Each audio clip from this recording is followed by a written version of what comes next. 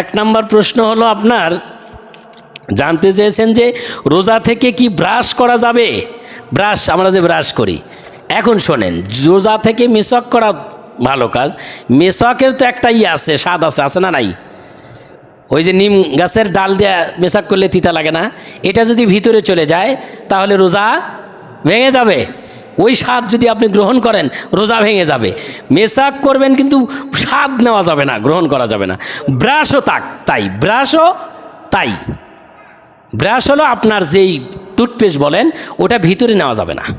আপনার যেটা ভিতরে যায় সেটা তো অনুভব করতে পারবেন, ভিতরে গেলে রোজা ভাঙবে। এই জন্যে আপনি সতর্কতার সাথে ব্রাশ করবেন। সবচেয়ে ভালো হয় আপনার সাহারি খাওয়ার আগে, সাহারি খাওয়া দাওয়া করে আপনার আজানের আগে ব্রাশ করে নেবেন। আবার রোজা খুলে আপনি ব্রাশ আপনি ব্রাশ করবেন। আর মেসওয়াক করতে পারেন, মেসওয়াকের ব্যাপারে ওইরকম কোনো বাধা নিষেধ নাই। তবে সতর্ক থাকবেন, লোহা চাবায়া যদি কেউ স্বাদ নেয় রোজা কি হবে? ভেঙে যাবে।